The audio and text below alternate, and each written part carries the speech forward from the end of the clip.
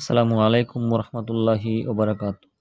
সম্মানিত দিনী ভাই বোনেরা, আজকে আলোচনা করব বেহেশতের হুর বা লাইলা সম্পর্কে ইনশাআল্লাহ। হযরত আব্দুল্লাহ ইবনে আব্বাস রাদিয়াল্লাহু আনহু হইতে বর্ণিত আছে যে রাসূলুল্লাহ সাল্লাল্লাহু আলাইহি ওয়াসাল্লাম বলিয়াছেন, বেহেশতে লাইলা বা হুর রহিয়াছে। সুবহানাল্লাহ। চার বস্তুর বিনিময়ে আল্লাহ তাআলা এই হুরকে সৃষ্টি করিয়াছেন।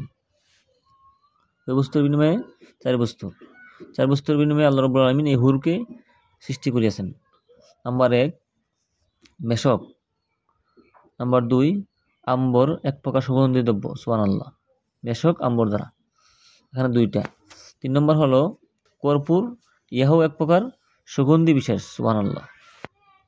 4 নম্বর হলো জাফরান, প্রকৃতি উপাদান দ্বারা তাহার শরীর গঠন করা হইয়াছে। সুবহানাল্লাহ। বেহেশতের সমস্ত হুর তাহার প্রতি আসক্ত। সুবহানাল্লাহ। যদি সে সাগরে থুতু ফেলে, তাহা হইলে সাগরের পানি মিঠা হয়ে যাইবে। তাহার ললাটে নিবদ্ধ হইয়াছে যে আমাকে পাইতে চাই, সে যেন আল্লাহর অনুগত হয়। হযরত মুজাহিদ রহমতুল্লাহ আলাইহি বলেন, বেহেশতের ভূমি রূপার এবং মাটি মেশকের হইবে। সুবহানাল্লাহ। আর বৃক্ষ মূল রূপার হইবে। সুবহানাল্লাহ। ইহার শাখা প্রশাখা সমূহ মুক্তা এবং জবরদ পাথরের নির্মিত হইবে। সুবহানাল্লাহ।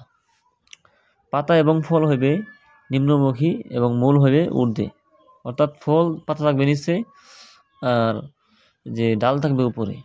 সুবহানাল্লাহ। দাঁড়াইয়া, বসিয়া, শুইয়া এবং যেভাবে ইচ্ছা উহার ফল পারিতে পারিবে। সুবহানাল্লাহ। একজন বেহেশতি সে মনে চাইলে বয়া ফল খাইতে পারবে, বসিয়া ফল খাইতে পারবে, শুইয়া ফল খাইতে পারবে এবং দাঁড়াইয়া ফল খাইতে পারবে। সুবহানাল্লাহ। আল্লাহ রাব্বুল আলামিন এই সমস্ত নিয়ামত বেহেশতের মধ্যে রাখিয়েছেন। তবে দর্শক, আল্লাহ রাব্বুল আলামিন আমাদের সবাইকে এই নিয়ামতের ভাগীদার হওয়ার তৌফিক দান করুক। আমিন। আসসালামু আলাইকুম ওয়া রাহমাতুল্লাহি ওয়া বারাকাতুহু।